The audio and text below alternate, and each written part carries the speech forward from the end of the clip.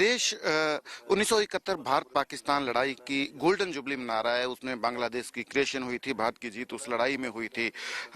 इस वक्त western command Chandi मंदिर में हम हैं। यहाँ उस युद्ध की जीत की जो है सेलिब्रेशंस हैं, यहाँ होमेज हुई है, श्रद्धांजलि दी गई है उस युद्ध में जो शहीद हुए थे देश के सैनिक। हमारे साथ कर्नल LJS गिल हैं, वो काफी रिनोन्ड फेस हैं इस लड़ाई का। उनसे बात करेंगे। वो जाने जाते हैं कि without training, without paratrooper training जो है वो जंप किए थे जहाज से जो है ईस्टर्न कमांड में बांग्लादेश में। सर पहले तो आज देश जो है 50 साल मना रहा है उस लड़ाई के। आप कैसे रिफ्लेक्ट करते हैं उस लड़ाई को? आपने खुद उसमें हिस्सा लिया। देखिए जी, बहुत ऐतिहासिक लड़ाई थी, ऐतिहासिक मौका था।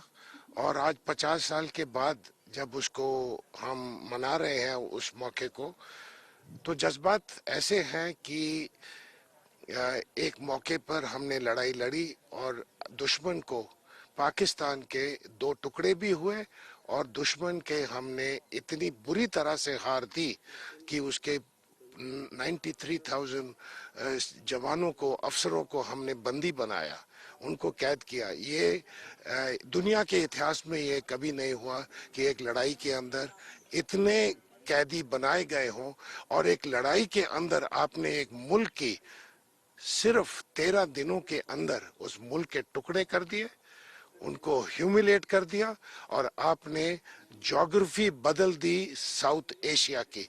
तो बहुत ऐतिहासिक मौका है और समय भी है। 50 साल के बाद जब याद करते हैं तो बहुत उतना ही जोश और उत्साह आ जाता है जितना उस वक्त था।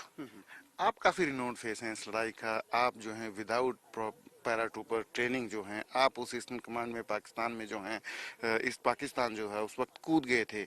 अपने बारे में थोड़ा बताएं। आप उस वक्त ट्रेनिंग भी आप लोगों की कंप्लीट नहीं हुई थी, आपको ये भी कहा गया कि आपको मना किया गया एक बार कि आप जंप ना करें। हाँ, देखिए, हमारी एकेडमी की ट्रेनिंग 5 हफ्ते कम कर दी गई थी, वो भी मुकम्मल नहीं हुई थी।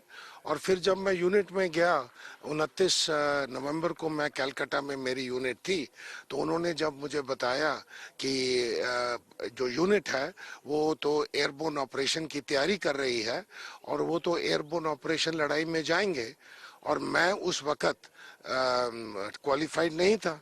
मैं तो पैराट्रूपर क्वालिफाइड, क्या मेरे को क्वालिफिकेशन करनी थी to be accepted in para. मेरी मंजूरी भी नहीं थी कि मैं पैरा में कर सकता हूं, क्योंकि 28 दिन की प्रोबेशन करनी पड़ती है किसी को भी पैरा यूनिट में नौकरी कबूलियत के लिए। मैंने तो वो भी नहीं की थी। उस कबूलियत के बाद फिर आप जाते हैं आगरा में अपनी पैराट्रूपर का बेसिक ट्रेनिंग करने के लिए। तो मेरे पास तो कुछ भी नहीं था, मेरी तो प्रोबेशन भी नहीं वो खत्म कर सकते थे। तो उन्होंने मेरी यूनिट ने मुझे बोला कि आप नहीं जा सकते हैं क्योंकि आप क्वालिफाइड नहीं है। उसके दो इम्प्लीकेशन थे जी। एक इम्प्लीकेशन था कि क्योंकि मैं पलटन के साथ लड़ाई में नहीं गया, मैंने प्रोबेशन नहीं की होगी, और जो लड़ाई में नहीं गया मुझे वो हर हालत 100% यकीन था कि मुझे पैराशूट रेजिमेंट में नहीं रखेंगे। पैराशूट रेजिमेंट में नौकरी करने का जो जज्बा था उसको भी ठेस पहुंचेगी, मैं कभी नहीं कर पाऊंगा। दूसरी बात, लड़ाई मैं मिस कर जाऊंगा। तो मैंने उनको बोला कि मैं जाना चाहता हूं और मैं जाऊंगा, मैं जंप करूंगा, मुझे कोई प्रॉब्लम नहीं है। तो काफी डिस्कशन के बाद सीईओ थे, ब्रिगेड कमांडर थे, मुझे इजाजत दी गई। तो मुझे ब्रिगेड कमांडर ने पूछा कि देखो, आप जाना चाहते हो, लेकिन मुझे ये बताओ, अगर कुछ हो गया, आप ट्रेंड भी नहीं हो, कभी जंप भी नहीं किया, तो मैं आपके पिताजी को क्या जवाब दूंगा? मैंने बोला वही जवाब देना जो बाकियों का जवाब दोगे। क्या होना है उसका। तो मुझे इजाजत मिल गई। तो फिर मैं इस तरीके से लड़ाई में मुझे हिस्सा लेने का मौका मिला पलटन के साथ। जी, थोड़ा सा उस लड़ाई के बारे में बताएंगे आप हमें, जब आपने जंप किया था जो पैरा से, और उस लड़ाई में क्या हुआ और क्या वो टर्निंग पॉइंट जो है कैसे बना उस लड़ाई का? देखिए, जो एयरबोर्न ऑपरेशन होते हैं, वो एयरबोर्न ऑपरेशन इस तरह से प्लान किए जाते हैं कि लड़ाई की रफ्तार को तेज किया जाए और दुश्मन को ट्रैप करके जो उसकी लड़ाई करने की क्षमता और काबिलियत है उसको बहुत बड़ी ठेस पहुंचाई जाए। अभी हमारी जो इंडियन आर्मी की फौज थी वो जमालपुर में लड़ रही थी, जो कि तो उनके जो पाकिस्तानी ब्रिगेड वहां लड़ रही थी उसके ऊपर बहुत दबाव था। उन्होंने वहां से विड्रॉ करना था। विड्रॉ करके जो अगला उनका पड़ाव था जहां पर आके लड़ाई करनी थी वो था टंगेल। टंगेल के नॉर्थ में एक दरिया था, रिवर थी, जिसका नाम था लोहजांग। उसके ऊपर बहुत बड़ा पुल था। इस विड्रॉ करती हुई पाकिस्तानी ब्रिगेड को इस पुल से गुजरना था टंगेल पहुंचने के लिए, ताकि वो अगली लड़ाई इस दरिया के आधार पर इंडियन आर्मी के एडवांस को रोक सके। हमको जब गिराया गया, हमने ये पुल कैप्चर कर लिया, तो जब विड्रॉ करती हुई ब्रिगेड आई तो उनको उनका स्वागत हमने किया। वहां पर हमने उनको ऐसी ऐसी मार मारी कि पाकिस्तान की लड़ाई करने की क्षमता इतनी कम हो गई कि जो लड़ाई और 10 दिन चल सकती थी वो 13 दिन में ही खत्म हो गई।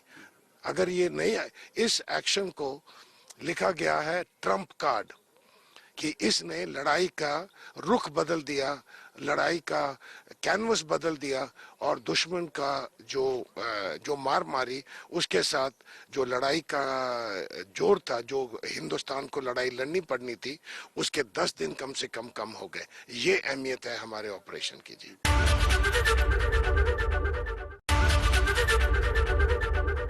आप बिल्कुल अंत तक मौजूद रहे हैं वहां जब बांग्लादेश की क्रिएशन हुई। उन मोमेंट्स को रिकलेक्ट करेंगे कुछ आप?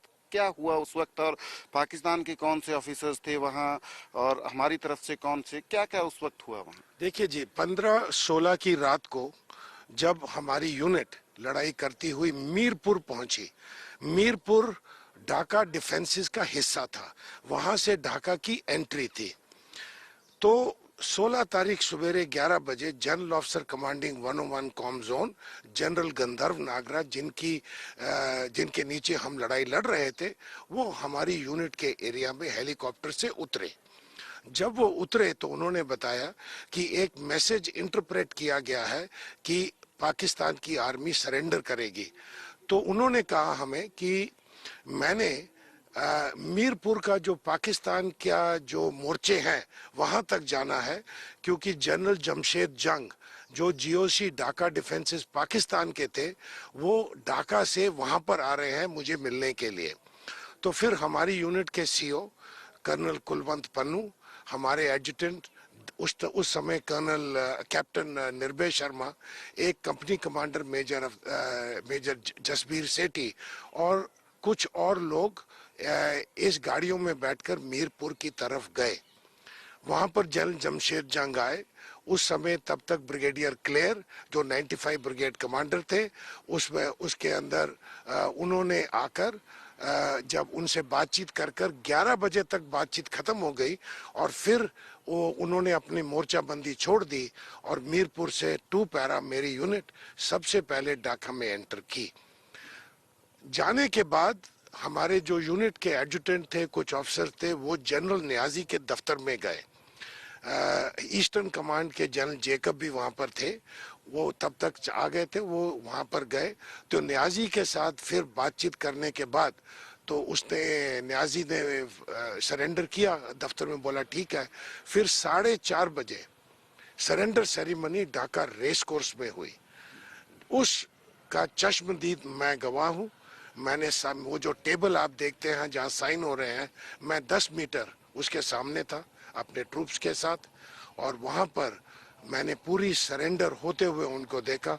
जनरल न्याजी ने पहले साइन किया, जनरल अरोरा ने साइन किया, एक वकील भी बैठे थे, हमारे एयरफोर्स के, हमारे नेवी के कमांडर थे, general Jacob chief of staff eastern command थे, जनरल अरोरा थे, और GOC 4 core general Sagat Singh थे, और बाकी लोग।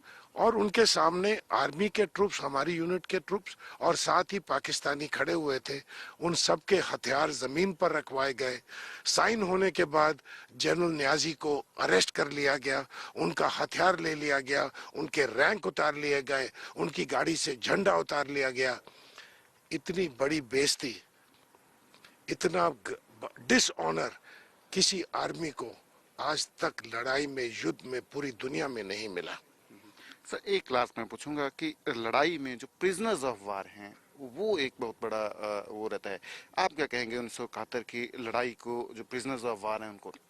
देखिए ऐसा है, हम 11 बजे 16 दिसंबर तक मुक्ति बहनी के साथ मिलकर हम पाकिस्तान से लड़ रहे थे। 4:30 बजे के बाद पाकिस्तान को प्रिजनर बना लिया, उनके ट्रूप्स को।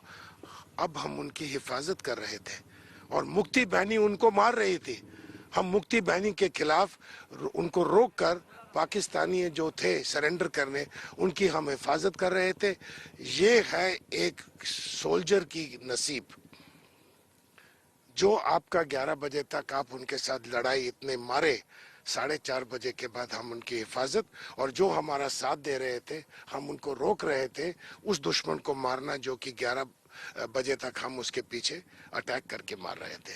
उन प्रिजनर्स को हम गाइड करके, एस्कॉर्ट करके ढाका यूनिवर्सिटी जहां पर प्रिजन कैंप बनाया था, हम सारी रात उनको वहां पहुंचाते रहे। ये एक सोल्जर के नसीब, किस्मत, और ये उसका काम करने का तरीका है जी।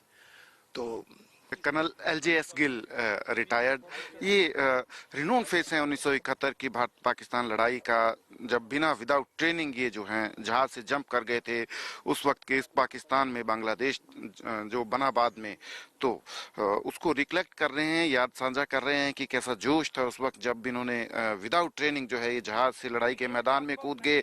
साथ ही एक बहुत बड़ी बात इन्होंने कही कि फौजी का जो काम है, जब लड़ाई हो गई, जब पाकिस्तान के फौजियों को कैदी बना लिया भारत के फौजियों ने, तो दूसरी तरफ जहां बांग्लादेश की जो मुक्ति वाहिनी के सैनिक थे वो पाकिस्तान के सैनिकों को मारना चाहते थे, मगर भारत की फौज ने जब उनको प्रिजनर बना लिया तो उन्होंने जिन सैनिकों से, जिन पाकिस्तान के सैनिकों से कुछ घंटे पहले वो लड़ाई लड़ रहे थे, उन्हीं सैनिकों की वो रक्षा करते नजर आए। और बिल्कुल लास्ट तक कर्नल एलजेएस गिल जो है वहां मौजूद रहे। जब जनरल नियाजी, जब पाकिस्तान की सेना ने, जनरल नियाजी ने जो है वहां हथियार डाले, तो फिलहाल वेस्टर्न कमांड उस 1971 के जो हेरोइक्स थे, जो सब कुछ भारतीय सेना ने किया, जिसमें बांग्लादेश की क्रिएशन हुई, उसको सेलिब्रेट कर रहा है, 1 साल से सेलिब्रेट कर रहा है। और पिछले साल दिसंबर से ये सेलिब्रेशंस जो हैं शुरू हुई हैं, और उसी कड़ी में आज यहाँ वेस्टर्न कमांड चंडी मंदिर में जो हैं उस वक्त के वार वेटरन्स और उनके परिवार वाले जो शहीद हुए थे उस लड़ाई में, वो सारे यहाँ जो हैं पहुंचे हैं। कैमरा पर्सन मेहरबान सिंह के साथ सचिन कुमार, एबीपी न्यूज, चंडी मंदिर, पंचकुला।